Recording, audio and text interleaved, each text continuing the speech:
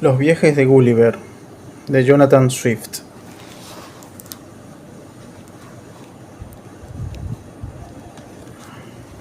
Segunda parte. Viaje a Brodignac. Capítulo 1. Tras haber capeado un terrible temporal, el autor baja a tierra en una chalupa y lo capturan los habitantes del país.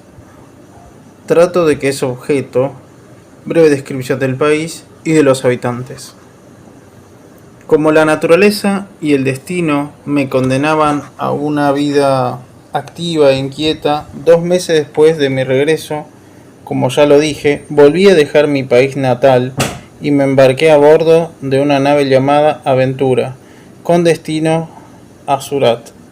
El viento no fue muy propicio hasta la altura del Cabo de Buena Esperanza, donde atracamos para cargar agua. Pero el capitán contrajo fiebre intermitente y no pudimos zarpar al cabo hasta fines de marzo. Desplegamos nuevamente las velas y nuestro viaje transcurrió con toda tranquilidad hasta el estrecho de Madagascar. Al llegar al norte de esta isla, los vientos que en esos mares suelen soplar del norte y del este, desde comienzos de diciembre hasta los primeros días de mayo, se desencadenaron con mucha violencia del oeste. Su ímpetu duró 20 días, en cuyo transcurso fuimos empujados al este de las Islas Molucas, aproximadamente a unos 3 grados al norte de la línea equinoccial, según lo comprobó nuestro capitán de acuerdo con los cálculos que hizo el 2 de mayo, día en que el viento amainó. Pero este experimento marino nos ordenó entonces disponernos a afrontar una terrible tempestad que se avecinaba, y no se equivocó, pues al día siguiente empezó a levantarse el viento del sur llamado monzón. Temiendo que este viento se volviese demasiado huracanado, arriamos la gran vela de foque. Luego, como el temporal aumentaba aún su violencia, hicimos atar los cañones y arriamos también la vela de mesana. El barco navegaba con viento de costado y nos pareció que lo mejor que podíamos hacer era virar para seguir con viento en popa. Izamos la vela mayor, pero casi enseguida la destrozó una violenta ráfaga. Tuvimos entonces que arriarla y aflojar las demás velas del palo mayor. El mar estaba enfurecido y las olas se rompían unas sobre otras. Alargamos la caña del timón y ayudamos al timonel, que no podía gobernar por sí solo. No queríamos arriar las grandes velas de Juanete porque estábamos convencidos que el barco navegaría mejor conservando la mayor cantidad posible de velas desplegadas. Después de la tempestad hicimos correr el barco a todo viento, con la totalidad del velamen extendido. Durante ese temporal, que fue seguido por un impetuoso viento del oeste-sudoeste, fuimos empujados a unos 2000 kilómetros al oeste, según mis cálculos, de tal suerte que ni el más viejo y experimentado de los marinos de a bordo estuvo en condiciones de decir en qué parte del mundo nos encontrábamos. No nos faltaban víveres, la tripulación gozaba de buena salud, pero sufríamos gran escasez de agua. Por lo tanto, resolvimos que lo más conveniente era seguir el derrotero iniciado en vez de virar hacia el norte, lo que podría habernos llevado hasta el extremo noroeste de la Gran Tartaria y el mar glacial. El 16 de junio de 1703, desde lo alto del mástil de Gavia, un grumete avistó tierra. El 17 divisamos nítidamente una gran isla o continente, no supimos cuál era, que presentaba sobre la derecha una pequeña bahía cuya escasa profundidad nos permitía que fondease un barco de 100 toneladas. Echamos el ancla a 4 kilómetros de la bahía y nuestro capitán hizo bajar una chalupa con 12 hombres bien armados y provistos de recipientes para traer agua. en el caso de que pudiéramos encontrarla. Le pedí permiso para acompañarlos a fin de ver el país y hacer algunas observaciones. Cuando desembarcamos, no encontramos ningún arroyo, ni manantial, ni huellas de habitantes. Por lo tanto, nuestros hombres volvieron a la chalupa y siguieron a lo largo de la costa con la intención de buscar agua dulce cerca del mar. Preferí quedarme en tierra y me alejé más o menos 1,5 kilómetros hacia el interior, pero solo alcancé a ver una región estéril y cubierta de rocas. Empecé a sentirme cansado y como no encontraba nada que satisfaciera mi curiosidad, regresé lentamente hacia la bahía. De pronto vi que los hombres de la chalupa se alejaban remando desesperadamente, como si trataran de escapar a un gran peligro. Enseguida noté que los perseguía un hombre de prodigiosa estatura. A pesar de que se había internado bastante en el mar, el agua le llegaba solo hasta las rodillas y daba unas enormes zancadas. Pero nuestra gente llevaba casi 2 kilómetros de ventaja y como en ese lugar el mar estaba crisado de peñascos, el gigante no los pudo alcanzar. No me detuve, sino que eché a correr a toda velocidad y trepé hasta la cima de una escarpada colina, desde donde descubrí una parte del país. Me dio la impresión de estar muy bien cultivado, pero lo que ante todo me sorprendió fue la altura de la hierba, que se alzaba a más de 6 metros. Caminé por lo que me pareció ser una carretera, aunque para los habitantes de la región era tan solo un pequeño sendero que corría a través de un campo de cebada. No pude ver gran cosa porque era la época de la cosecha, y el cereal tenía por lo menos 12 metros de alto. Anduve 1 hora hasta llegar al otro extremo del campo, que estaba cercado con un seto de por lo menos 35 metros de alto. En cuanto los árboles eran tan grandes que me fue imposible calcular su tamaño. Traté de descubrir un paso a través del seto cuando en el campo vecino divisé a un hombre tan gigantesco como el que había perseguido a la chalupa. Su estatura tenía el alto de un campanario y cada uno de sus pasos medía 10 metros, según pude deducir. Aterrorizado, corrí a ocultarme en el campo y no tardé en verlo llegar a una abertura del seto, desde donde miró aquí y allá, gritando con una voz más potente que si saliese de un altavoz. Me pareció estar escuchando truenos. Enseguida, 7 hombres de su misma estatura avanzaron hacia él. Cada uno tenía en su mano una hoz del tamaño de 6 guadañas. Los recién llegados no estaban tan bien vestidos como el primero y sin duda debían ser sirvientes. Obedeciendo las órdenes que recibieron de él, empezaron a cortar el cereal del campo donde yo me hallaba oculto. Me alejé con la mayor rapidez que pude, aunque solo lograba avanzar con extrema dificultad, pues entre los tallos mediaba una distancia menor de 30 centímetros. Pronto llegué a un lugar del campo donde la lluvia y el viento habían doblado las mieses. Entonces me fue imposible ir más lejos.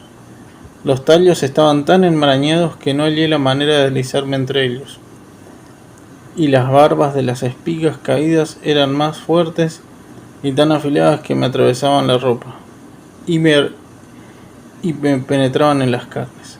Ya oía a los segadores, que estaban a menos de 100 metros de mí. Exhausto y desesperado, me acosté en un surco, deseando terminar mis días en ese lugar. Imaginaba a mi desolada viuda, a mis hijos huérfanos y lamentaba la locura que me había impulsado a emprender este segundo viaje, a pesar de los consejos de todos mis parientes y amigos.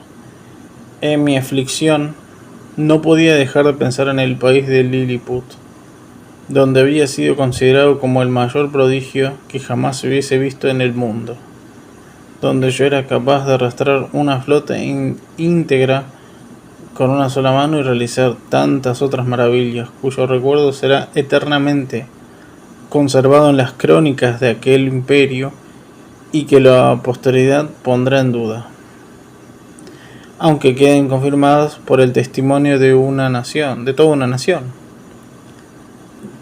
En realidad, los filósofos están en lo cierto al afirmar que nada es grande o pequeño sino por comparación. Tal vez los liliputenses hallen algún otro pueblo tan pequeño en relación a ellos como ellos me parecieron a mí. Y quién sabe si esta raza de gigantes no es a su vez una nación liliputiense con respecto a algún otro país que aún no hemos descubierto. Aunque perplejo y desorientado, no podía evitar hacer estas reflexiones, y en ellas me hallaba sumido cuando uno de los segadores se acercó hasta unos 10 metros del surco donde yo me encontraba. Dando paso más, me aplastaría bajo su pie y me cortaría en dos con su voz. Por esta razón, impulsado por el terror, me puse a gritar lo más fuerte que pude. El gigante se detuvo. Miró en derredor de él con atención. Luego bajó la vista hacia sus pies y me vio. Durante algunos instantes me consideró con la prudencia de un hombre que trata de atrapar a un animalito peligroso de manera que no pudiera arañarlo ni morderlo, tal como lo había hecho algunas veces yo mismo con una comadreja. Por fin se atrevió a levantarme por la mitad del cuerpo, entre su pulgar y el índice, alzándome hasta la altura de sus ojos para observarme mejor. Adiviné su intención y resolví no agitarme mientras me tenía alzado casi 20 metros del suelo, a pesar de que me apretaba de una manera espantosa entre sus dedos para no dejarme caer. Todo lo que me atreví a hacer fue levantar la mirada al cielo, juntando las manos y pronunciar con voz suplicante y humilde algunas palabras que traducían sinceramente los pensamientos que me animaban. En efecto, a cada instante temía que se decidiese a aplastarme como habitualmente aplastamos los insectos que nos repugnan. Pero pareció conmovido por mi voz y mis gestos. Me contempló con curiosidad y, al mismo tiempo, se mostró muy sorprendido al oírme articular palabras, aunque no las comprendía. Sin embargo, no pude dejar de gemir y derramar abundantes lágrimas. Agitando la cabeza, traté de hacerle comprender el daño que me hacía con la presión de sus dedos. Probablemente adivinó mi sufrimiento, pues me deslizó en uno de sus bolsillos y corrió hacia su amo, el rico labrador que yo había visto al principio en el campo. El labrador tomó una brizna de paja, casi tan gruesa como un bastón, y la usó para apartar a los faldones de mi jubón, al que sin duda tomó por una especie de velón con que la naturaleza me habría dotado. Sopló sobre mis cabellos para despejarme el rostro y verlo mejor. Luego llamó a sus demás servidores y les preguntó, según pude captar, si alguna vez habían visto en el campo algún animal parecido a mí. Luego me colocó suavemente en el suelo, en 4 patas, pero enseguida me levanté y caminé lentamente de un lado a otro para demostrarles que no tenía la intención de huir. Se sentaron en círculo alrededor de mí para observar mejor mis movimientos. Me quité el sombrero, hice una profunda reverencia ante el campesino y pronuncié algunas palabras. Lo más fuerte que pude, saqué una bolsa llena de oro de mi bolsillo y se la presenté respetuosamente. Él la recibió en la palma de su mano y se la acercó a los ojos para ver lo que era. La volvió varias veces con la punta de un alfiler que sacó de su manga, pero no se dio cuenta de qué se trataba. Al notar que no entendía, le hice señas para que colocara la bolsa en su palma. Lo vi humedecer el extremo de su dedo con la lengua, levantar dos de las monedas más grandes y mirarlas de cerca, pero seguía ignorando lo que eran. Luego me hizo comprender que los volviese a colocar en la bolsa y pusiese esta en mi bolsillo. El labrador se convenció que yo era una pequeña criatura dotada de inteligencia. Me dirigió la palabra en varias oportunidades, y aunque el ruido de su voz me aturdía, le contesté tan fuerte como pude en varios idiomas. Se inclinó sobre mí para oírme mejor, pero naturalmente no interpretó el sentido de lo que yo le decía. Entonces mandó a su gente a que siguiera trabajando. Sacó un pañuelo de su bolsillo, lo dobló en dos y colocándolo sobre su mano izquierda, me indicó con un gesto que subiera encima. No fue difícil, pues el alto de su mano abierta no excedía el de mi rodilla. Me extendí cuán largo era sobre el pañuelo con el que me envolvió y de esta manera me llevó consigo. Al llegar a su casa llamó a su esposa para mostrarle su hallazgo, pero ésta retrocedió horrorizada, gritando como lo hacen las mujeres de nuestro país cuando ven un sapo o una araña. Sin embargo, al cabo de un momento, cuando se percató de mis buenos modales y de la sumisión con que obedecía a las señas de su marido, se familiarizó conmigo y me trató muy afectuosamente. Era más o menos mediodía y un sirviente sirvió el almuerzo. Esa comida, de acuerdo con las costumbres sencillas de los labradores, consistía únicamente en un abundante plato de carne. El labrador, su esposa, 3 hijos y una vieja abuela componían toda la familia. Después de haberse sentado, el labrador me colocó sobre la mesa, a cierta distancia de él, pero como yo temía caer, me trató de alejarme lo más posible del borde.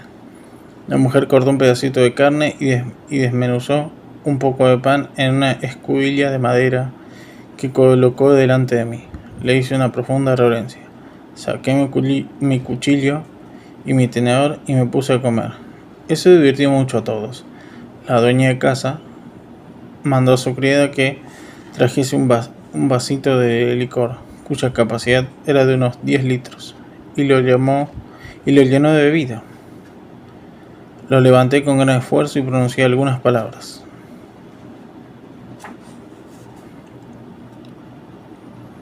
En inglés, para beber a la salud de la señora.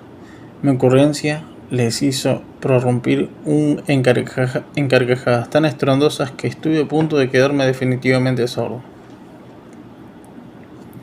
El dueño de casa me hizo entonces una seña para que me acercase a él, pero como caminé con demasiada prisa tropecé con una migaja de pan y me caí cuán largo era, aunque no me hice ningún daño.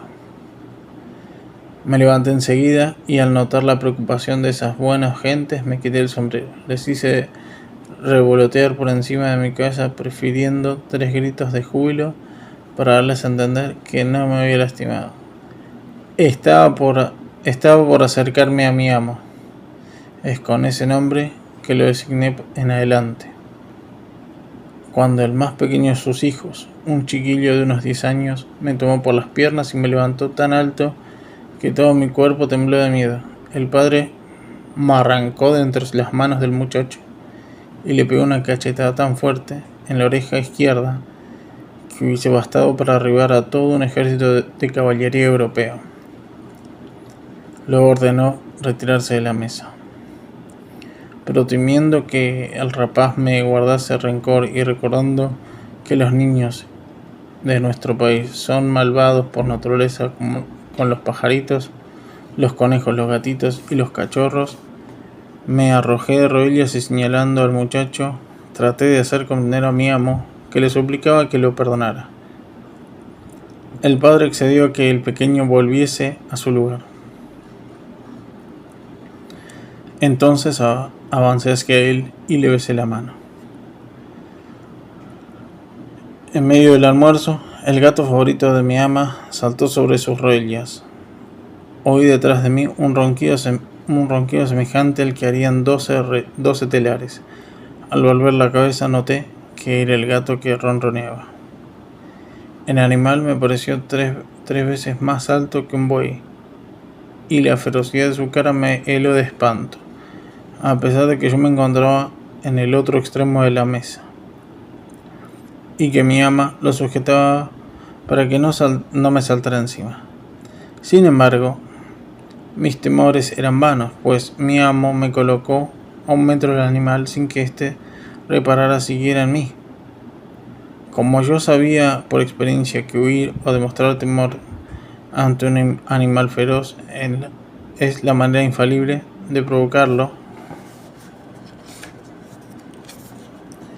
para que nos persiga, resolví mantener la calma. Avancé temerariamente hacia el gato y éste retrocedió como si estuviese asustado de mí. Mucho menos terror me provocaron los 3 o 4 perros que entraron luego en la habitación. Sin embargo, entre ellos había un mastín del tamaño de 4 elefantes y un galgo, más delgado que el mastín, pero aún más alto. Casi al finalizar el almuerzo entró la nodriza trayendo en brazos a un niñito de 1 año.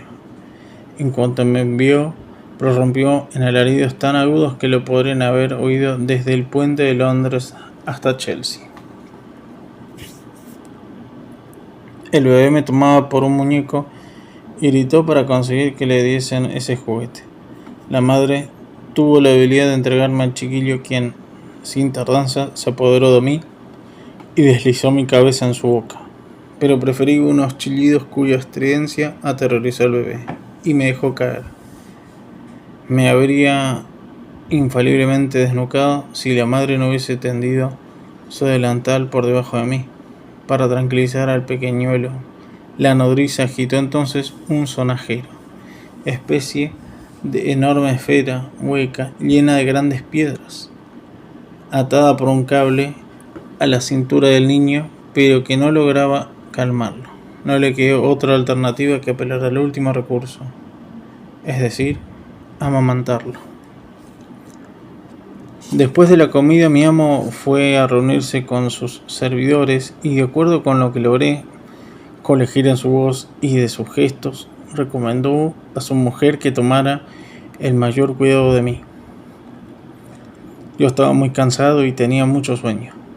Como mi ama se percató de ello, me acostó en su cama y me tapó con un pañuelo blanco más grande que la vela mayor de un barco de guerra. Dormí durante 2 horas y soñé que estaba en mi casa, con mi esposa y mis hijos. Por lo tanto, mi aflicción fue mayor, cuando al despertarme me encontré solo, en una inmensa habitación de 60 a 70 metros de ancho y acostado en una cama que medía por lo menos 20 metros. Mi ama había salido para atender sus tareas, dejándome encerrado con cerrojo. La cama tenía 8 metros de alto. Tenía grandes deseos de bajar de allí, pero no me atreví a llamar, aunque lo hubiese intentado. Habría sido inútil, pues mi voz era demasiado débil para ser oída hasta la cocina, donde se encontraba la familia. En tales circunstancias, dos ratas treparon por las cortinas y echaron a correr encima de la cama. Como una de ellas se me acercó, salté asustado y saqué mi espada para defenderme. Esos horribles animales tuvieron la audacia de atacarme por ambos lados a la vez, pero rasgué el vientre de la primera y la otra huyó. Después de esta hazaña, volví a acostarme para descansar y recuperar mi tranquilidad. Esas ratas eran del tamaño de un perro grande, aunque infinitamente más ágiles y más feroces. Si yo me hubiese quitado la espada antes de acostarme, con toda certeza me habrían devorado. Poco tiempo después, mi ama entró en la habitación y al verme cubierto de sangre corrió hacia mí y me tomó en sus manos. Le mostré la rata muerta y sonreí, haciéndole señas para darle a entender que no estaba herido, y ella manifestó una gran alegría. Capítulo 2. Retrato de la hija del labrador. El autor es conducido al mercado de la ciudad vecina y luego a la capital. Relato de su viaje. Mi ama tenía una hija de 9 años, muy avispada para su edad y ya muy diestra en las labores de aguja. Antes que anocheciera, se le ocurrió, junto con su madre, prepararme la cuna de su muñeca. Colocaron la cuna en un cajoncito y a su vez este fue puesto encima de un estante para mantenerme a salvo de las ratas. Esa fue mi cama durante todo el tiempo que permanecí con esas buenas gentes. Después de haberme vestido y desvestido 2 o 3 veces en su presencia, la niña aprendió a ponerme y quitarme mis ropas, y para complacerla le permití que lo hiciese. Me confeccionó 6 camisas con la tela más fina que pudo hallar, aunque era más burda que arpillera, y gustaba de lavarlas ella misma. También desempeñaba conmigo las funciones de maestra, dedicando su tiempo a enseñarme el idioma del país. Cuando yo le señalaba algún objeto, ella me nombraba de inmediato, y pronto estuve en condiciones de pedir todo lo que deseaba. Esta niñita tenía un excelente corazón, y a ella debo el haberme mantenido con buena salud. No nos separábamos nunca. Me dio el nombre de Grildik, palabra que significa hombrecito o enano, y yo la llamaba Glum de la Klicht, o sea, pequeña nodriza. Me sentiría culpable de la más negra ingratitud si olvidara alguna vez sus buenos cuidados y su afecto. Deseo con todo el alma poder recompensarla algún día, en vez de ser, tal vez, la inocente, aunque desdichada causa de su infortunio, como no me faltan razones para temerlo. En toda la región se difundió el rumor de que mi amo había encontrado en su campo un animalito cuyo tamaño no era mayor que el de un slapnok, animal de ese país que mide cerca de 1,80 m, pero cuya apariencia era la de un hombre, al que imitaba en todos sus actos. Se dijo también que ese animal parecía hablar un idioma que le era propio, que ya había aprendido algunas palabras de la lengua local y que caminaba erguido. Era amable y dócil. Venía cuando lo llamaban. Hacía lo que le pedían que hiciera. Que tenía miembros muy delicados y la tez muy blanca. Más blanca que una niña de la nobleza y a los 3 años de edad. Un labrador vecino, amigo de mi amo, vino a visitarlo con la intención de confirmar la veracidad de este rumor.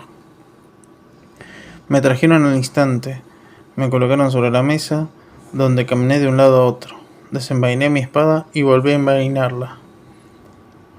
Hice una reverencia al amigo de mi amo, y hablándole en su propio idioma le pregunté acerca de su edad, y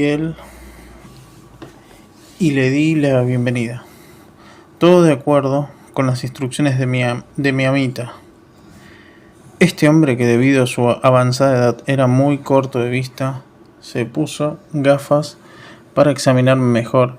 Al ver esas 2 enormes lunas transparentes, no pude abstraerme de reír muy cordialmente. La gente de la familia, comprendiendo la causa de mi regocijo, se rió también. El anciano fue suficientemente necio como para indignarse.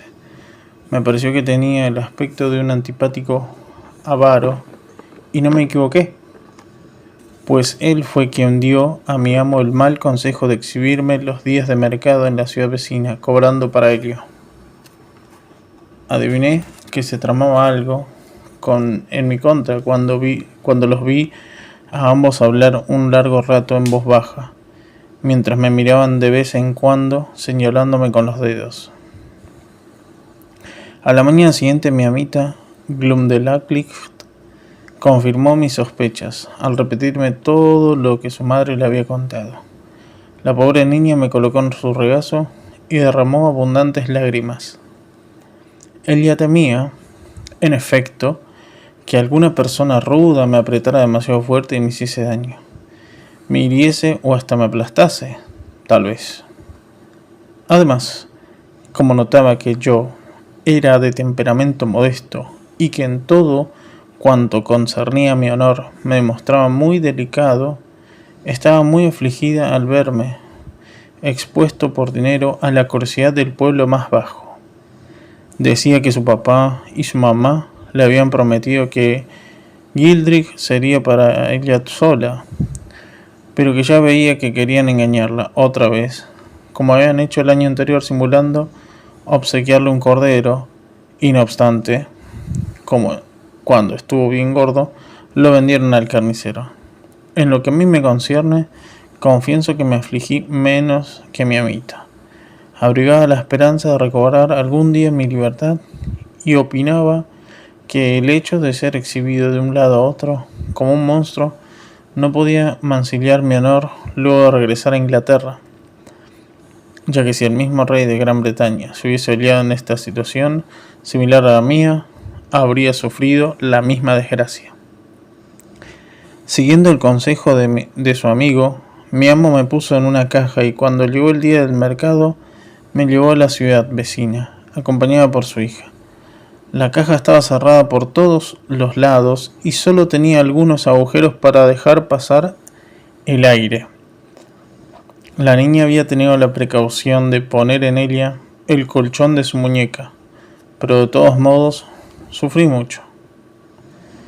Sufrí mucho por las sacudidas que tuve que soportar durante el viaje, aunque este no duró más que media hora. El caballo cubría por lo menos 12 metros a cada tranco y trotaba tan alto que me sentía zarandeado, como a bordo de un navío en plena tempestad. Por fin mi amo se apegó frente a una posada a la que tenía costumbre de recurrir. Después de haber conversado con el posadero, requirió los servicios del Grultrut, o sea, el pregonero, para anunciar en toda la ciudad que en la posada del Águila Verde iban a exhibir un extraño animal, uno no más grande que un Sphagnok, muy semejante a una criatura humana que pronunciaba varias palabras y realizaba una infinidad de habilidades. Me colocaron encima de una mesa en la sala más amplia de la posada. Mi pequeña nodriza estaba a mi lado, parada encima de un taburete para vigilarme y decirme decirme lo que tenía que hacer. A fin de evitar los atropellos, mi amo no permitió que entrasen más de 30 personas a la vez. Caminé de un lado a otro sobre la mesa, siguiendo las órdenes de la niña. Me hicieron varias preguntas al alcance de mis conocimientos en el idioma del país y las contesté lo mejor y lo más fuerte que pude. Me volví varias veces hacia los espectadores haciendo repetidas reverencias. Tomé un dedal lleno de vino y bebí a la salud de los presentes. Y por último desenvainé mi espada, blandiéndola a la manera de los esgrimistas. Ese día me mostraron 12 veces al público y tenía que repetir siempre las mismas cosas, a tal punto que al finalizar la jornada estaba casi muerto de cansancio, de fastidio y de tristeza. Los que me habían visto me describieron tan maravillados que la multitud estuvo a punto de derribar las puertas para poder entrar. Mi amo, que no perdía de vista sus intereses, no permitió que nadie me tocara, excepto la niña, e hizo colocar bancos alrededor de la mesa, a una distancia que me ponía fuera del alcance de los espectadores. Sin embargo, un malvado escolar me arrojó una avellana a la cabeza. Faltó poco para que me alcanzase. De haber acertado el tiro, me hubiera infaliblemente hecho saltar los sesos, pues esa avellana era del tamaño de un melón. Pero tuve la satisfacción de ver cómo expulsaron al pilluelo de la sala. Algunos días más tarde, mi amo resolvió exhibirme en las ciudades más importantes del reino. Por consiguiente, hizo todos los preparativos necesarios para emprender un viaje. Arregló sus asuntos personales, se despidió de su esposa y el 17 de agosto de 1703, es decir, unos 2 meses después de mi llegada, nos marchamos rumbo a la capital, que se hallaba más o menos en el centro del imperio, a casi 5.000 kilómetros de nuestra casa. Mi amo hizo montar a su hija en ancas detrás de él. La niña me transportaba en una caja que sujetó a la cintura. Había acolchado la caja con la tela más suave que pudo encontrar. Mi amo tenía la intención de exhibirme en todas las ciudades y grandes aldeas que iríamos atravesando y también de detenerse en los castillos poco alejados de nuestro camino. Hicimos etapas cortas que no excedían de 10 o 12 kilómetros, pues Glumdeldalclicht, con el fin de evitarme un cansancio excesivo, halló el pretexto de que el trote del caballo le resultaba molesto. Me sacaba con frecuencia de la caja para hacerme tomar aire y mostrarme la región. Traspusimos 5 o 6 ríos más anchos que el Nilo y el Ganges, y no vi ningún arroyo que no fuese por lo menos tan grande como el Támesis, a la altura del puente de Londres. Nuestro viaje habría de prolongarse durante 10 semanas. Me exhibieron en 18 grandes ciudades, sin contar varias aldeas y numerosos castillos. El 26 de octubre llegamos a la capital, que en su idioma se llama Lorbrulgrud, es decir, Orgullo del Universo. Mi amo alquiló un departamento en la calle principal de la ciudad, cerca del Palacio Real, e hizo colocar carteles en la forma habitual, describiendo exactamente mi persona y mis habilidades. Luego arrendó una inmensa sala e hizo colocar una mesa que rodeó con barreras para impedirme caer.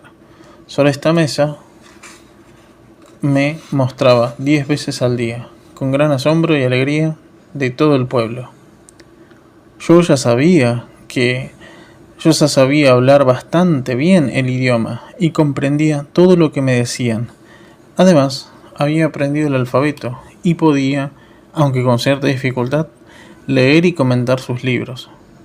Glumdeldalclicht me había estado dando lecciones cuando estábamos en casa de su padre y seguía dándomelas durante nuestro viaje, en los momentos de ocio. Siempre llevaba consigo en su bolsillo un librito algo más grande que uno de nuestros atlas, que era un catecismo abreviado para uso de las niñas. Lo utilizaba para enseñarme a leer y me explicaba el significado de las palabras. Capítulo 3. El autor es llevado a la corte, la reina lo compra y lo presenta al rey.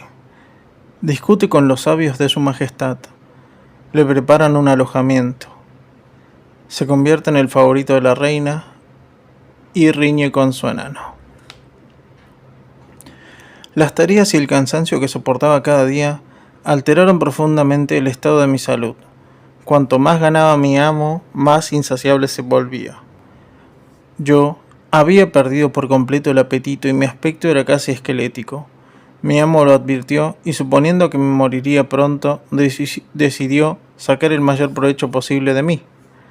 Pero mientras resolvía esa cuestión, un Slardral o huier del rey vino a ordenarle que me llevara inmediatamente a la corte para que entretuviese a la reina y a sus damas. Algunas de ellas ya me habían visto y le habían hablado con entusiasmo de mi delicada persona, de mi gracia y de mi inteligencia. Su Majestad, y su séquito se divirtieron muchísimo con mis modales. Me arrodillé para pedirle que me concediera el honor de besar su pie real, pero esta amable princesa me presentó su dedo meñique. Lo ceñí con ambos brazos y apoyé respetuosamente mis labios en su extremo. Me hizo unas preguntas generales respecto a mi país y a mis viajes. Le contesté con toda claridad que me fue posible. Me preguntó entonces si me agradaría vivir en la corte. Después de hacer una profunda reverencia, le contesté que yo era esclavo de mi amo, pero que si dependiese solo de mí, estaría muy dispuesto a consagrar mi vida al servicio de su majestad. Volviéndose hacia mi amo, le preguntó si accedía a venderme. Como él imaginaba que yo no viviría más de un mes, se mostró naturalmente encantado con tal proposición y fijó el precio de mi venta en 1000 monedas de oro que le fueron entregadas sin más tardanza.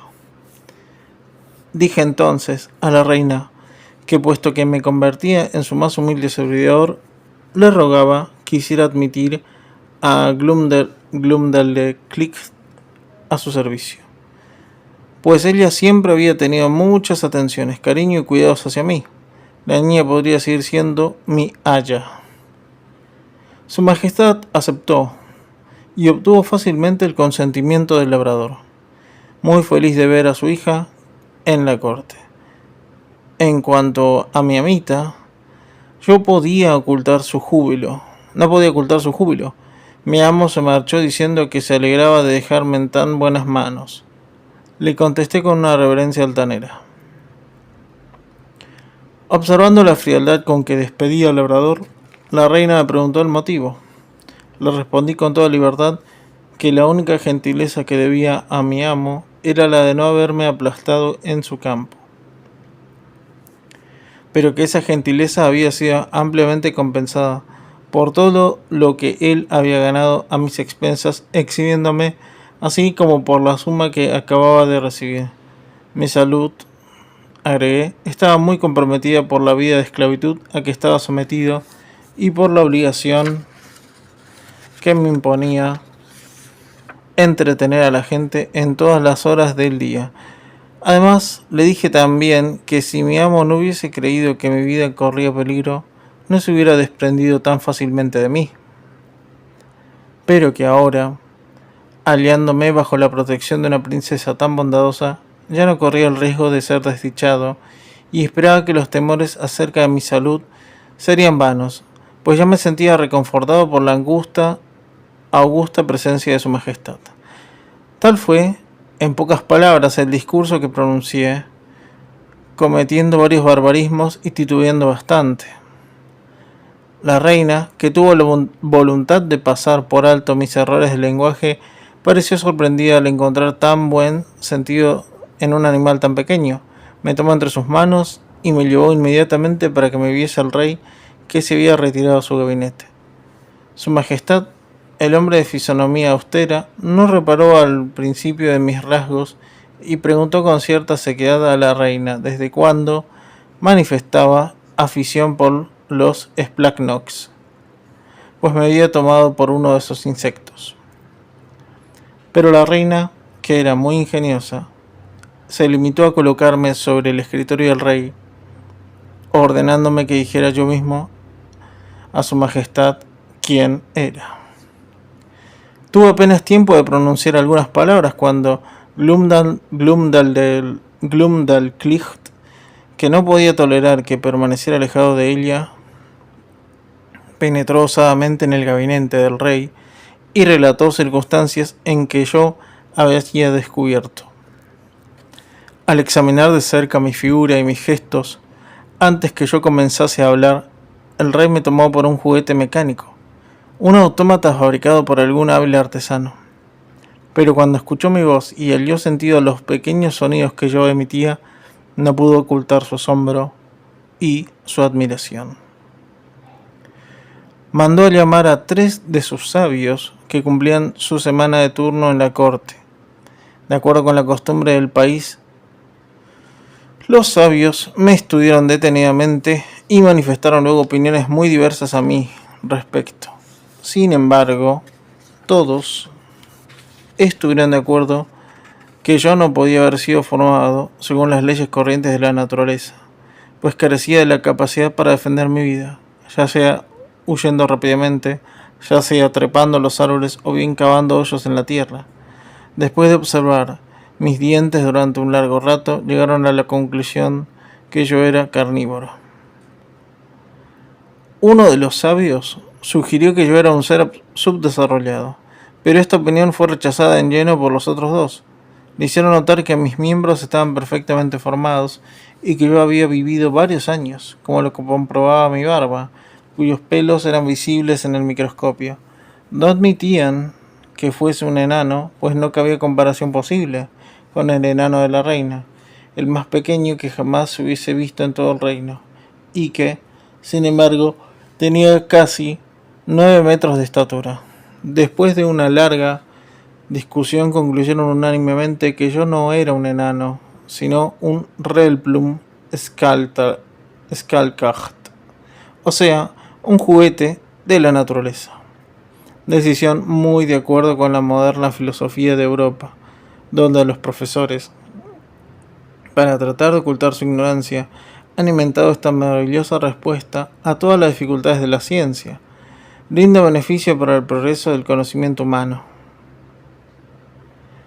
Ante tan categórico argumento me tomé la libertad de pronunciar algunas palabras. Dirigiéndome al rey, expliqué que venía de un país donde mi especie comprendía muchos millones de individuos de ambos sexos, donde los animales, los árboles y las casas eran proporcionados a mi estatura, y que por consiguiente yo era tan capaz de defenderme y de obtener mi alimento como cualquiera de los súbditos de su majestad. Me había enseñado muy bien mi papel. Pero su majestad, que tenía el espíritu más amplio, despidió a sus sabios y mandó a llamar al labrador, quien afortunadamente no se había marchado aún de la ciudad. Después de mantener una entrevista privada con él, y luego de haberlo confrontado con su hija y conmigo, el rey empezó a sospechar que, tal vez, yo había dicho la verdad. Rogó a la reina ordenar que se me tratara con especial diferencia, y consintió en dejarme el cuidado de Glumdalclitch, pues había observado el mutuo afecto que sentíamos. La reina encomendó a su ebanista que hiciera una caja que pudiese servirme de dormitorio, de acuerdo con el modelo de Glumdalclitch, y yo le sugiriésemos.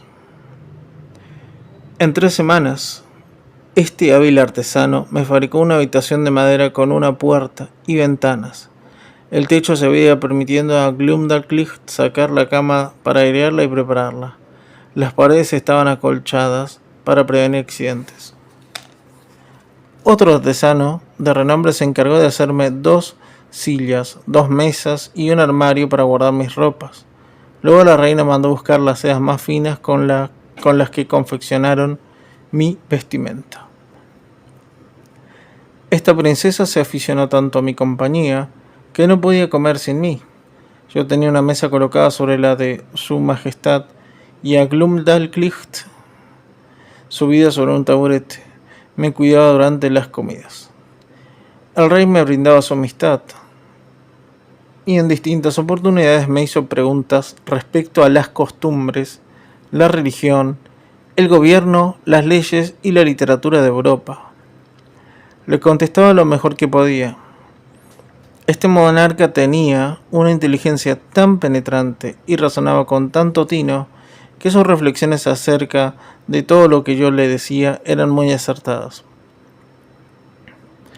Una vez que me mostré demasiado extenso al hablarle de nuestro comercio, guerras, querellas religiosas y partidos políticos en Inglaterra, me preguntó bromeando si yo era Whig o Tory, y volviéndose hacia su primer ministro, que estaba de pie detrás de él, sosteniendo la mano un bastón casi tan alto como el palo mayor del Royal Sovereign, exclamó: qué poca cosa es la grandeza humana, ya que esos viles insectos también tienen ambiciones, rasgos y distinciones entre ellos. Poseen pequeños jirones de tela para adornarse cuevas, jaulas y cajas que llaman palacios o casas, carruajes, lacayos, títulos, cargos, ocupaciones y sentimientos como nosotros. Entre ellos se aman, se odian, se engañan y se traicionan del mismo modo que lo hacemos entre nosotros. Así filosofaba su majestad referente a lo que yo le había dicho de Inglaterra, y me sentía profundamente confundido e indignado al ver a mi patria, la maestra de las artes, la soberana de las mares, el árbitro de Europa, la gloria del universo, era tratada con tanto desprecio. Nada me molestaba e irritaba más que el enano de la reina, él, que era el hombre más pequeño que jamás había visto en el reino hasta entonces, se volvió insolente en extremo al encontrarse con un ser mucho más chico que él. Me miraba con expresión altiva y desdeñosa y se burlaba constantemente de mi pequeña estatura. Yo me vengaba llamándolo hermano. Un día durante la comida, ese gosque malvado me levantó por la mitad del cuerpo, me dejó caer en un tazón lleno de leche y huyó.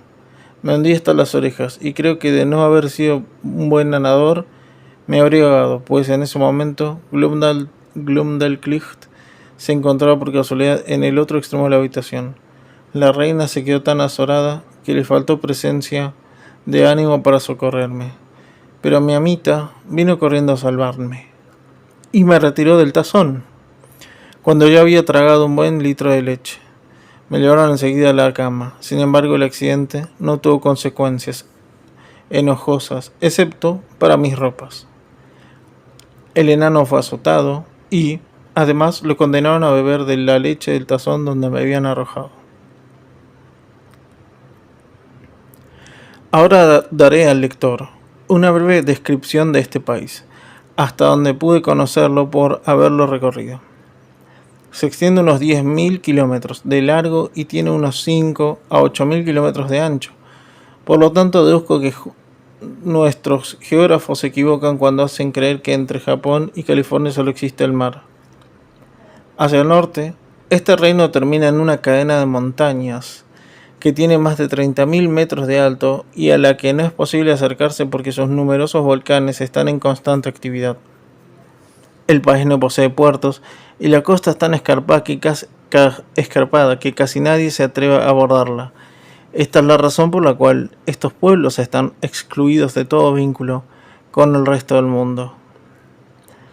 Los grandes ríos tienen peces en abundancia, pero se pesca muy poco en el mar debido a que los peces de mar tienen el mismo tamaño que los de Europa y por consiguiente no interesan a los habitantes. Algunas veces, sin embargo, capturan algunas ballenas cuya carne gusta mucho y suele ocurrir que las traen en canastas a Lord Bulgrut. Por simple curiosidad, una vez vi en una fuente sobre la mesa del rey. El país está densamente poblado. Tiene 51 ciudades, unas 100 aldeas y gran número de pueblitos y villorios. Para satisfacer la curiosidad del lector, me limitaré a describir la capital, situada sobre un río que separa en dos partes casi iguales. Contiene más de 80.000 casas, según las medidas que tomé en el mapa real que extendieron a propósito para mí y sobre el cual caminé descalzo. Mide algo más de 70 kilómetros de largo por 70 de ancho. El palacio del rey está construido por un conjunto de edificios que cubre algo más de 8 kilómetros. Los más grandes salones de la corte podrían contener fácilmente una de nuestras catedrales. Para hacernos visitar la capital, sus plazas y sus palacios, a Glumdalclitch y a mí nos proporcionaron una carroza del tamaño del gran salón de Westminster, pero no tan alta. Un día hicimos detener el coche frente a varias tiendas y de pronto unos mendigos, aprovechando la ocasión, se golpearon junto a las portezuelas y se brindaron el espectáculo más. Capítulo 4. El autor corre varias enojosas aventuras, demuestra sus dotes de navegante. Un mono le causa un gran susto. Habría vivido bastante tranquilo en ese país si mi pequeña estatura no me hubiese expuesto a 1000 accidentes, algunos de los cuales me aventuro a relatar. Glumdal, Glumdalclitch solía llevarme a los jardines de la corte y allí me sacaba de mi caja para que yo pudiese pasear libremente. Un día, el enano de la reina nos siguió y nos encontramos él y yo, cerca de un manzano pigmeo. Como me permitía una broma bastante tonta, comparado a mi compañero con el árbol, el enano, para vengarse, sacudió una rama cargada de frutos, una docena de manzanas más grandes que barriles, se precipitó sobre mí, haciéndome caer de bruces contra el suelo. No quise quejarme de esa jugarreta porque yo la había provocado. Otra vez me dejé sorprender por una violenta granizada. Conseguí ponerme a salvo bajo un seto de tomillo, pero las enormes piedras me habían golpeado tanto, desde la cabeza hasta los pies, que tuve que quedarme 10 días encerrado en mi habitación. Un accidente que podría haber tenido más graves consecuencias me sucedió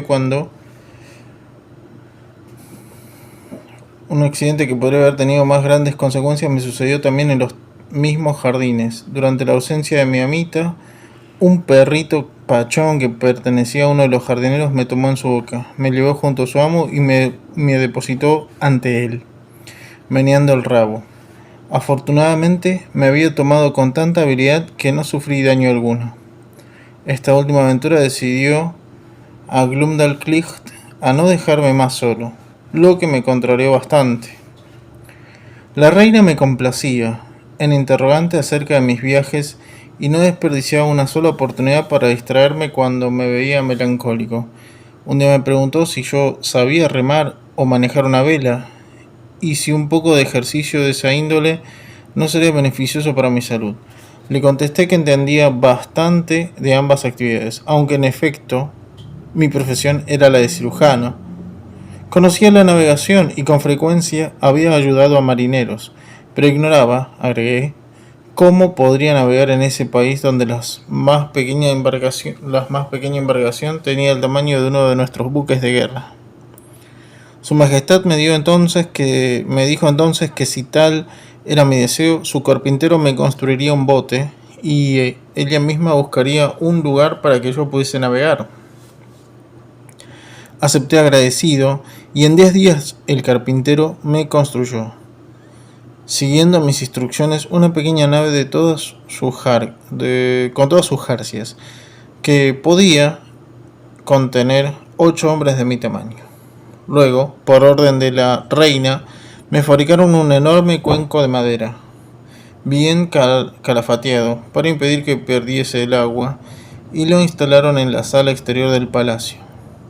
Allí me hicieron remar para entretenerme y al mismo tiempo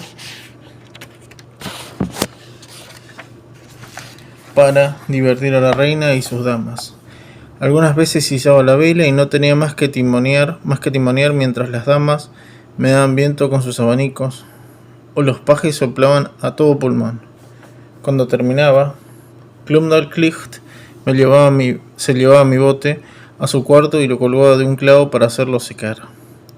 Un día, practicando este ejercicio, me sucedió un accidente que pudo haberme costado la vida. Un paje acababa de colocar mi bote en el cuenco, y en el instante en que una criada de Glumdalclitch me alzaba para ponerme en la embarcación, me deslicé de entre sus dedos. Habría caído infaliblemente desde una altura de casi 13 metros si, por la más feliz casualidad del mundo, no hubiese quedado detenido por un grueso alfiler que la mujer llevaba prendido en el delantal. La cabeza del alfiler pasó entre mi camisa y el cinturón de mis calzones, y así quedé suspendido en el aire hasta que vinieron a socorrerme. Otra vez el criado que cumplía la tarea de cambiar el agua de mi cuenco cada 3 días fue tan negligente que, por descuido, dejó caer de su balde una enorme rana, y no la vio. La rana se mantuvo oculta hasta que pusieron el bote conmigo adentro en el agua.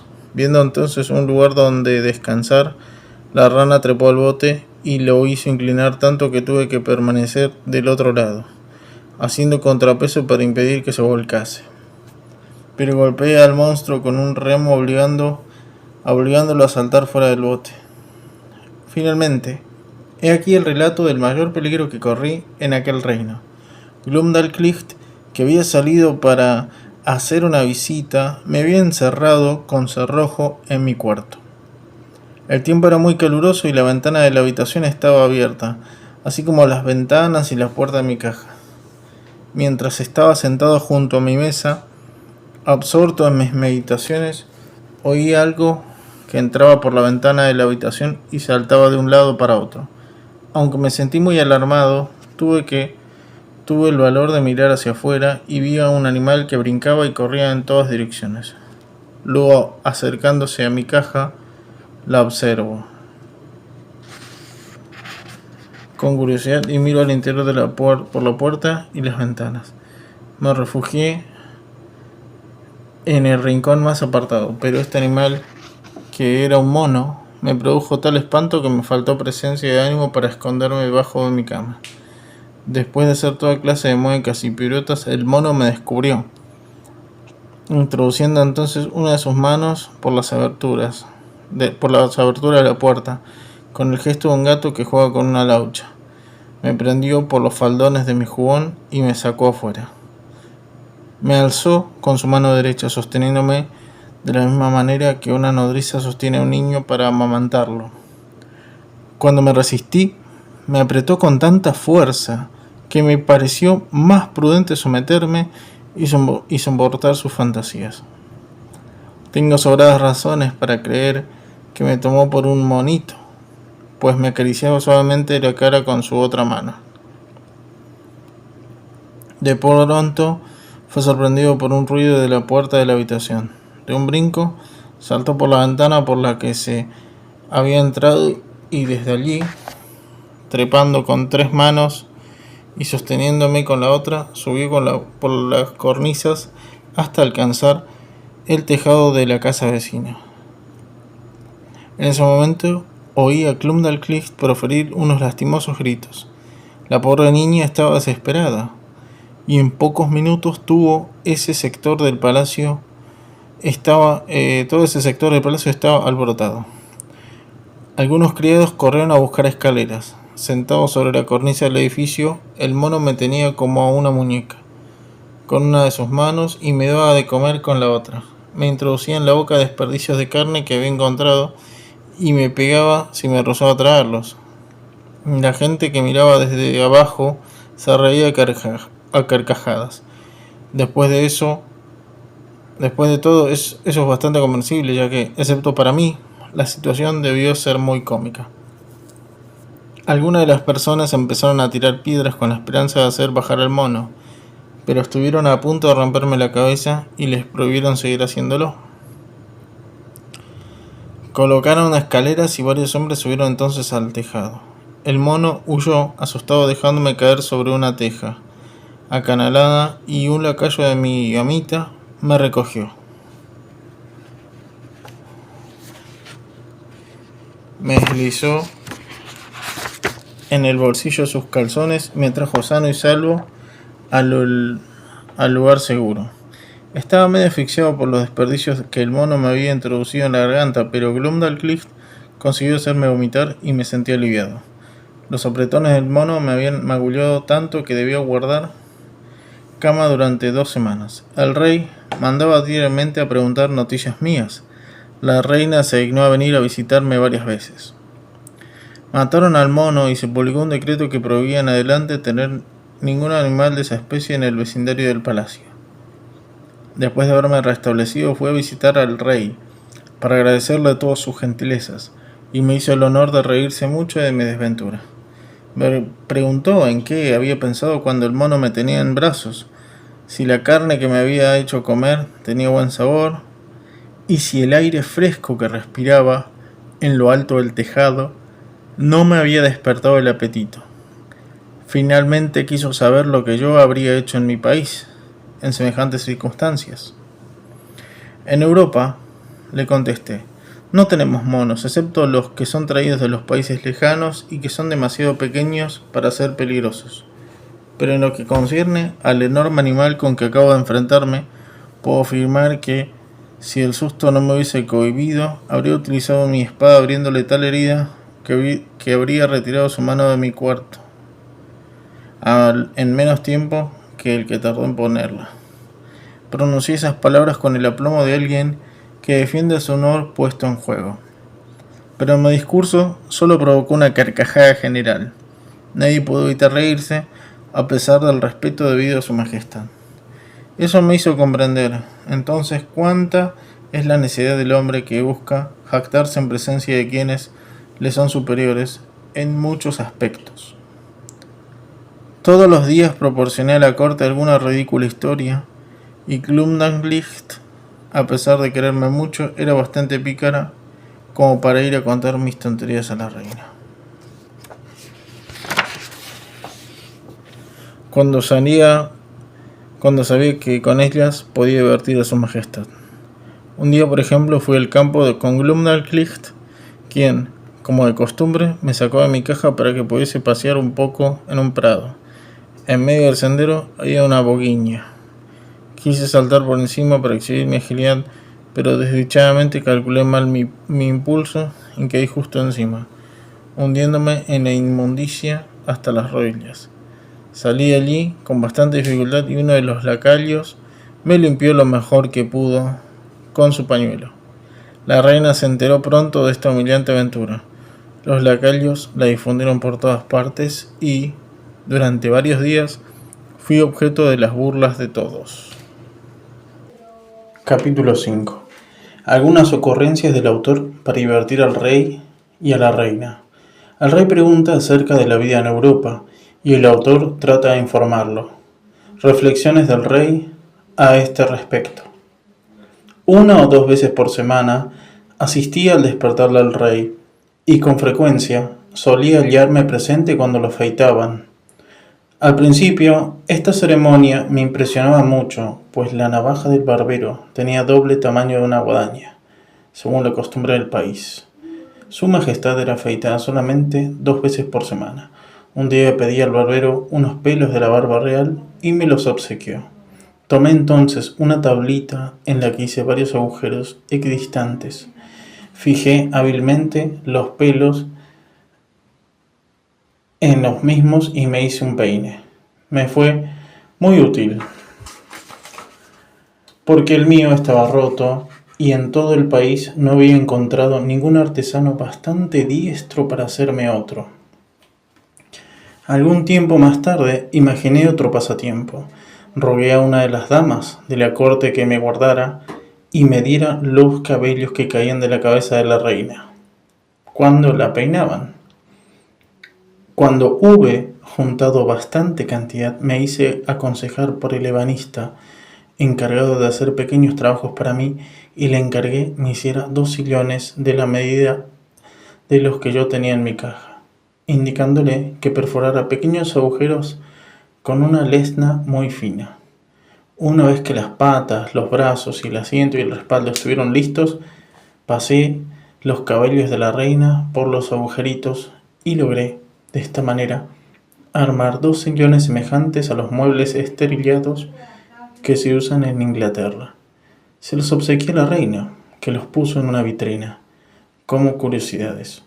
Un día me quiso hacer sentar en uno de esos sillones, pero negué categóricamente, declarando que jamás tendría la insolencia y la temeridad de sentarme sobre sus respetables cabellos que los habían adornado la cabeza de su majestad.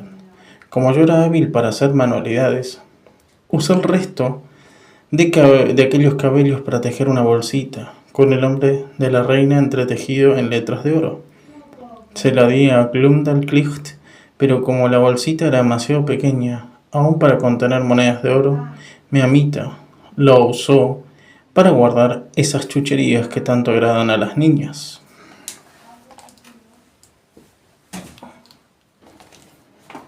El rey era muy aficionado a la música. Con frecuencia se organizaban conciertos para entretenerlo y yo solía asistir a ellos desde el fondo de mi caja. Pero el ruido era tan intenso que no podía distinguir nada.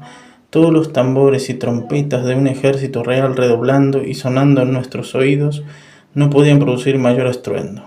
Por lo tanto, tomé la costumbre de mandar a colocar mi caja lo más alejada de los músicos, cerradas las puertas y las ventanas y corrían las cortinas. Con estas precauciones la música no me parecía tan desagradable. Como yo sabía tocar el clavicordio, un día tuve el deseo de deleitar al rey y a la reina con alguna melodía inglesa, con ese instrumento. Pero me pareció extremadamente difícil poder hacerlo, pues el clavicordio de la corte tenía casi 20 metros de largo y cada tecla unos 30 centímetros de ancho. Extendiendo los brazos, solo podía abarcar 5 teclas. Además, para obtener algún sonido, me era necesario golpear encima a puñetazos. Se me ocurrió pues la idea de tomar 2 palos del tamaño de un bastón común, uno de cuyos extremos recubrí con una piel de laucha, para no dañar las teclas y amortiguar la sonoridad del instrumento. Luego fue colocado un banco a la altura del teclado. Subí encima y eché a mis palos. De esta manera pude colocar una giga inglesa, pero debo confesar que jamás realicé un ejercicio más violento y más arduo. El rey, como ya lo he señalado, era un príncipe muy inteligente y con frecuencia ordenaba que colocase mi caja sobre la mesa de su gabinete. Entonces me pedía que sacara una de mis sillas y me sentara para estar al nivel de su rostro. Tuve así varias conversaciones con él. Una vez me tomé la libertad de decir a su majestad que el desprecio que manifestaba respecto a Europa y al resto del mundo no era digno de una mentalidad tan elevada como la suya. La inteligencia, agregué, es independiente del tamaño del cuerpo y hasta se había observado en nuestro país que las personas de mayor estatura no eran siempre las más ingeniosas. Entre los animales, las abejas y las hormigas tienen fama de ser las más activas y sagaces. En conclusión, dije al rey que, aunque hiciese poco caso de mi persona, esperaba no obstante poderle serle muy útil. Su Majestad me escuchó con gran atención y pareció tener mejor concepto de mí. Me ordenó escribirle con exactitud el gobierno de Inglaterra y me dijo que a pesar de sus prevenciones se alegraría si pudiese aprender cosas bastante buenas como para ser imitadas. Lamentando no tener la elocuencia de Demóstenes o de Cicerón para encomiar mi querida patria, expliqué al rey la constitución de nuestro parlamento. Le describí cómo funcionan nuestras cortes de justicia. No dejé de hablarle de la sabia administración de nuestras finanzas y elogié extensamente el valor y las hazañas de nuestros soldados y marinos. Indiqué el número de mis conciudadanos y cité las diferentes religiones y partidos políticos que existen entre nosotros. No omití ni nuestros juegos, ni nuestros espectáculos, ni ninguna otra particularidad que podía enaltecer a mi país, y terminé con un breve relato histórico de sucesos y asuntos ocurridos en Inglaterra en el curso de los últimos 100 años. Esta conversación se prolongó durante 5 audiencias de varias horas. Su Majestad me atendía con muchísimo interés, tomando notas con frecuencia e inscribiendo las objeciones que se le ocurrían. Durante la 6ª audiencia, Su Majestad releyó sus notas y me hizo varias preguntas embarazosas respecto a las costumbres de nuestra nobleza, nuestros hábitos electorales, nuestros impuestos, nuestro ejército y nuestra historia. Luego se tomó el trabajo de recapitular todo lo que yo le había dicho. Comparó sus preguntas con mis respuestas y tomándome entre sus manos me acarició suavemente y pronunció estas palabras que jamás olvidaré. Mi querido amigo Grildig, tú has hecho un admirable panegírico de tu país. Has demostrado claramente que la ignorancia, la pereza y el vicio suelen ser los ingredientes apropiados de un hombre de Estado, que las leyes son interpretadas y aplicadas por gentes que tienen el propósito de corromperlas. La forma de tu gobierno pudo haber sido tolerable en sus comienzos, pero el vicio la ha desfigurado por completo. Según lo que tú me has dicho, no veo que sea necesario tener ninguna virtud para llegar entre vosotros a ocupar un rango elevado. Me doy cuenta, por el contrario, que los hombres no son ennoblecidos por sus virtudes, que los sacerdotes no ascienden por su piedad o por sus conocimientos, ni los soldados por su coraje, ni los jueces por su integridad, ni los senadores por su amor a la patria, ni los hombres de Estado por su sabiduría. Quiero creer que tú, continuó el rey, que has pasado la mayor parte de tu vida viajando, no estás contaminado con los vicios de tu país, pero de todo lo que tú me has relatado y según las contestaciones que diste en respuesta a mis objeciones, deduzco que la mayoría de tus compatriotas representan la más perniciosa raza de insectos a quienes la naturaleza ha permitido jamás que se arrastraran sobre la superficie de la tierra. Capítulo 6. El rey y la reina hacen un viaje a la frontera y llevan consigo al autor. Este cuenta de qué manera deja este país para regresar a Inglaterra. Nunca había perdido la esperanza de recobrar algún día mi libertad, aunque no podía imaginar por qué medios ni concebir proyecto alguno que tuviera la más remota probabilidad de éxito. El barco que me había traído era el primer navío europeo del que se tuviese noticias en estos parajes, y el rey había dado órdenes para que, si aparecía algún otro barco, fuese traído a tierra, cargado sobre un carro con todos sus tripulantes y pasajeros y conducido a Lord Brulgut. Querían encontrar una mujer de mi estatura a fin de multiplicar mi especie, pero creo que yo hubiese preferido morir.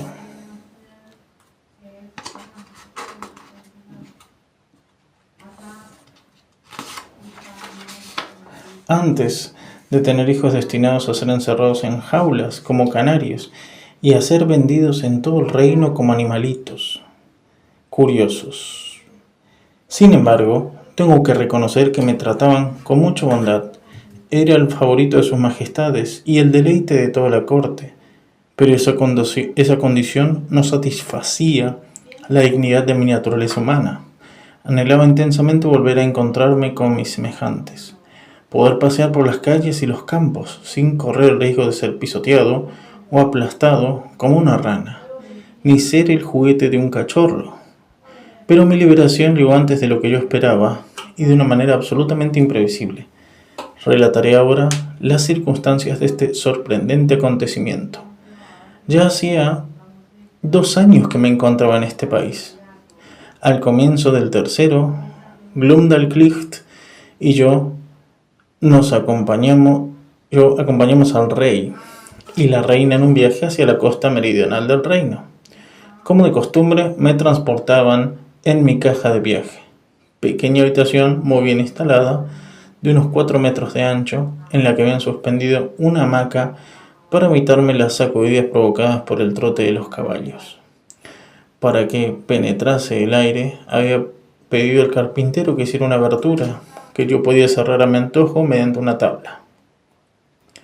Cuando llegamos al término de nuestro viaje, el rey juzgó conveniente pasar algunos días en un palacio de descanso que posee en los alrededores de Flanflasnick, ciudad situada a unos 20 kilómetros de la costa. Glumdalclitch y yo estábamos muy cansados. Yo estaba un poco resfriado, pero la pobre niña se sentía tan enferma que tuvo que quedarse en su habitación. Como sentía grandes deseos de ver el océano, simulé estar peor de lo que en realidad me hallaba y pedí permiso para ir a respirar el aire del mar con un paje a quien quería mucho y al que varias oportunidades me habían confiado. Nunca olvidaré que con cuánto desagrado consintió Glumdalclitch, ni las severas órdenes de cuidarme que dio al paje, ni las lágrimas que derramó como si presintiese lo que iba a sucederme.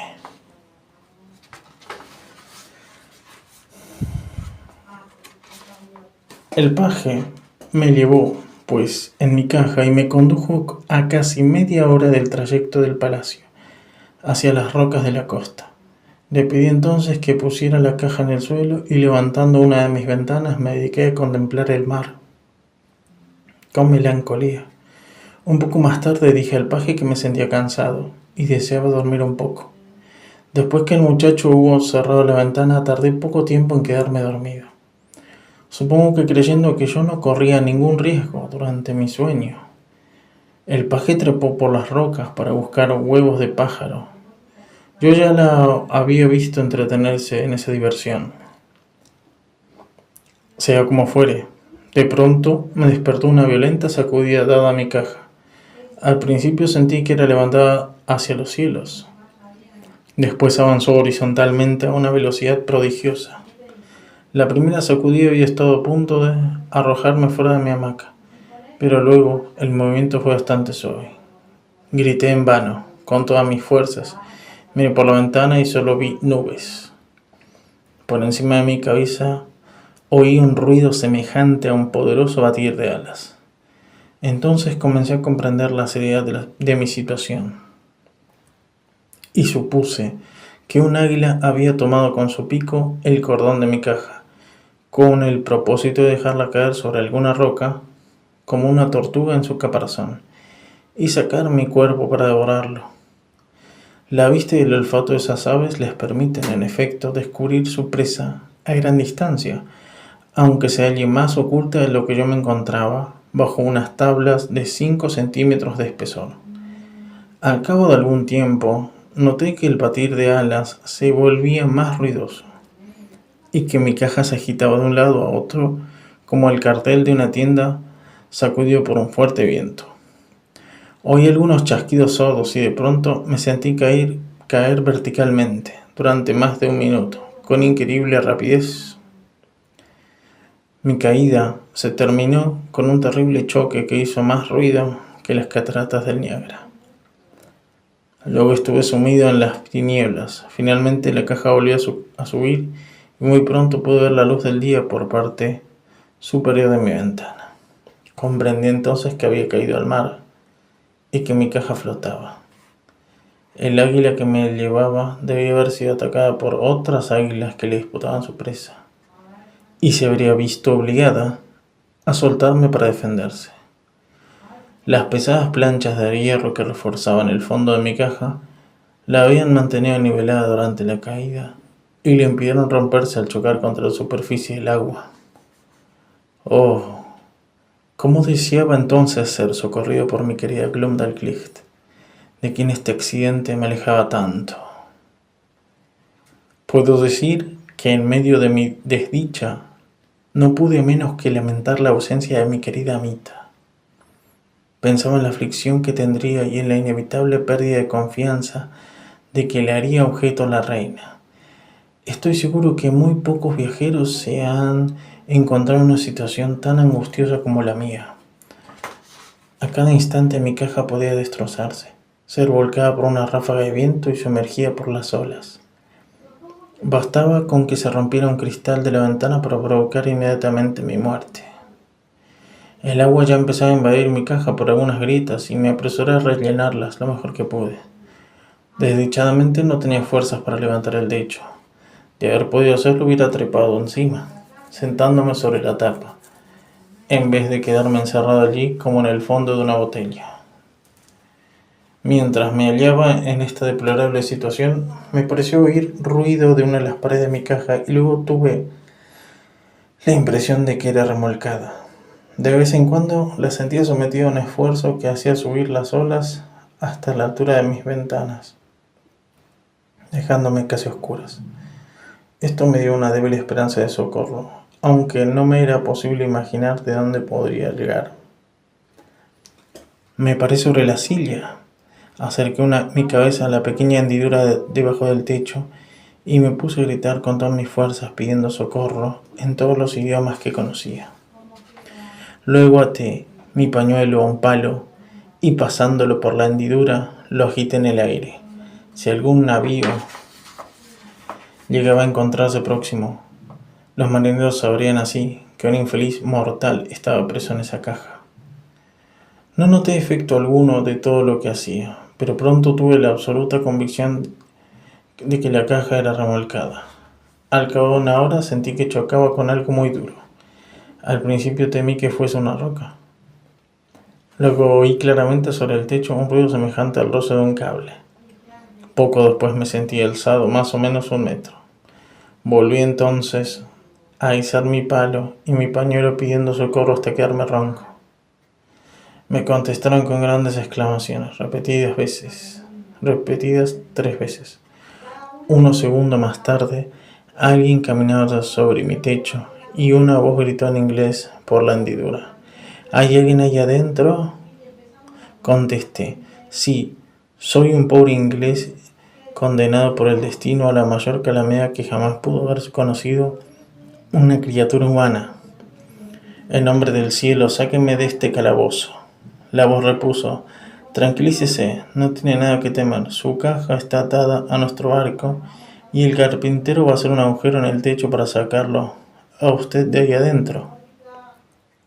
Contesté que no era necesario y que insumiría demasiado tiempo.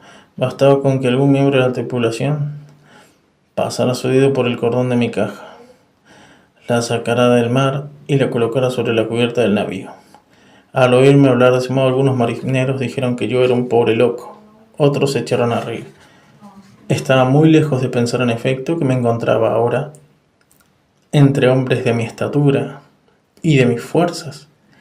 El carpintero llegó en pocos minutos, hizo una abertura en el techo y me tendió una pequeña escalera por la que subí. Me llevaron enseguida a bordo en un estado de total agotamiento. Los marineros me rodearon haciéndome 1000 preguntas a las que no tuve fuerzas para contestar.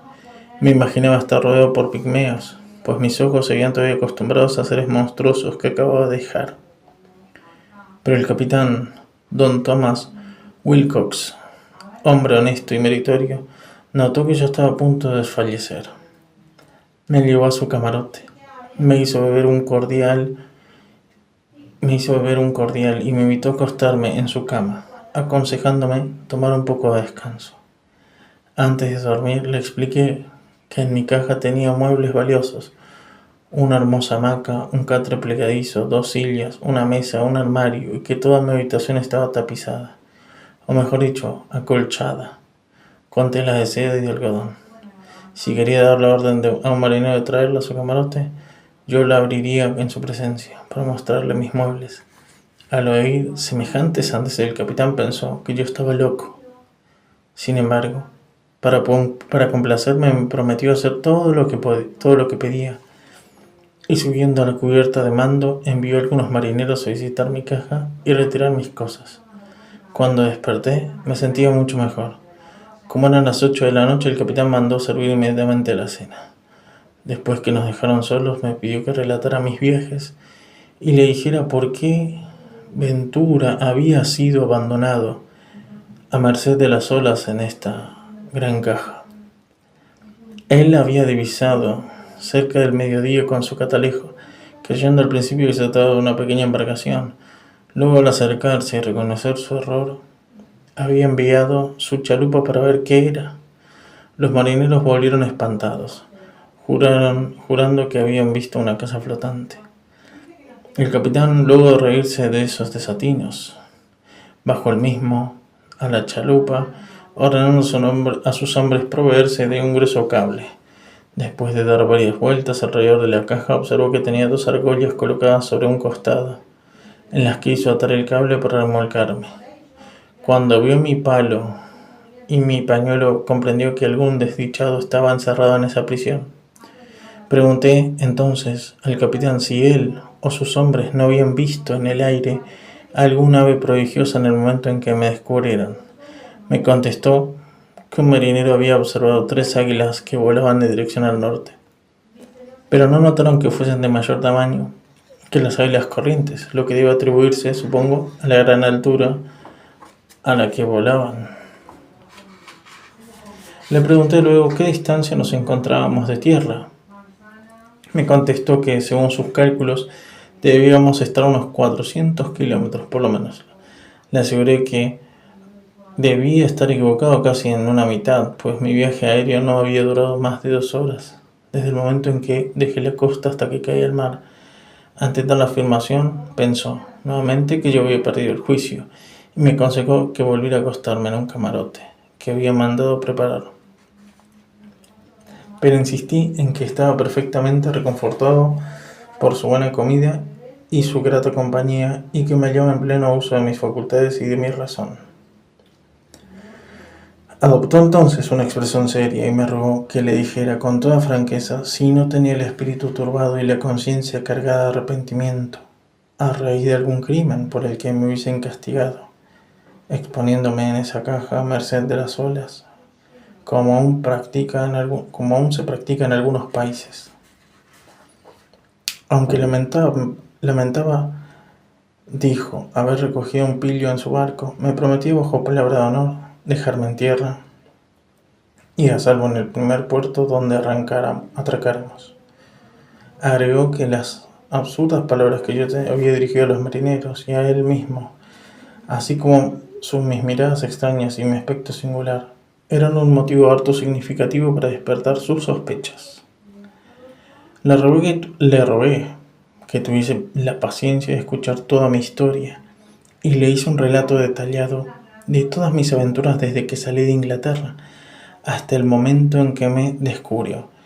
Y como la verdad siempre termina por imponerse a los espíritus juiciosos, este honrado marino, que tenía muy buen sentido, se convenció muy pronto de mi sinceridad. Para confirmar la veracidad de mis palabras, hice traer un armario. Lo abrí en presencia y le mostré todos los objetos curiosos procedentes de ese país del que acababa de ser rescatado, de manera tan insólita. Entre otras cosas, tenía los 2 peines que hice con los pelos de la barba del rey, uno montado sobre una tablita y el otro sobre un recorte de uña de su majestad. También había un paquete de agujas y alfileres de 50 centímetros de largo, un anillo de oro que la reina me había obsequiado un día, sacándoselo de su dedo meñique y poniéndomelo alrededor del cuello, como si fuese un collar. Rogué al capitán que tuviese a bien aceptar ese anillo para agradecerle todas sus gentilezas, pero lo rehusó formalmente.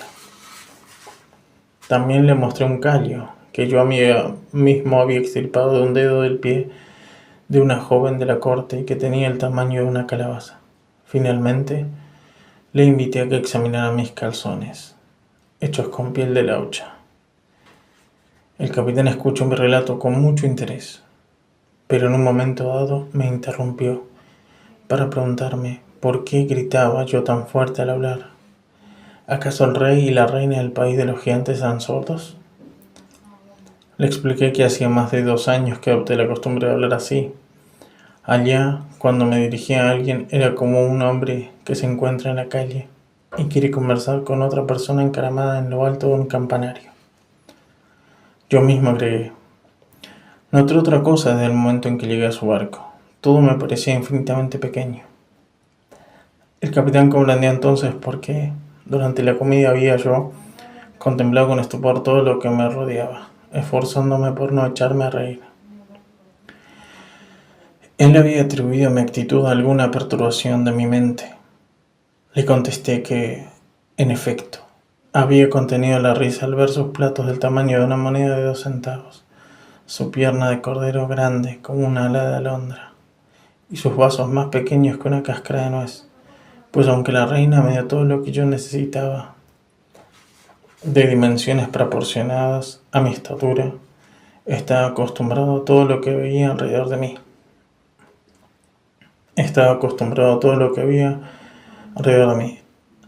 Hacía pues como esos seres humanos que observan siempre a los demás sin observarse a sí mismos y no perciben su propia pequeñez. El capitán me dijo riéndose que debía tener los ojos más grandes que el estómago, pues no notaba que yo tuviese mucho apetito a pesar de haber pasado todo el día sin comer. Agregó bromeando que hubiese dado gustosamente 100 libras esterlinas para ver el águila transportando mi caja en el aire y dejándome caer desde tan alto en el mar. Era un espectáculo ciertamente digno de ser contado a los siglos venideros, Confieso que esa broma me pareció bastante desabrida. El barco venía de Tonkin, regresaba rumbo a Inglaterra, pero 2 días después que estuve a bordo se levantó un viento alisio, empujándonos cierto tiempo hacia el sur. Después de haber costeado Nueva Holanda, seguimos nuestro derrotero hacia el oeste-sudoeste y luego hacia el sur-sudoeste, hasta doblar el cabo de Buena Esperanza.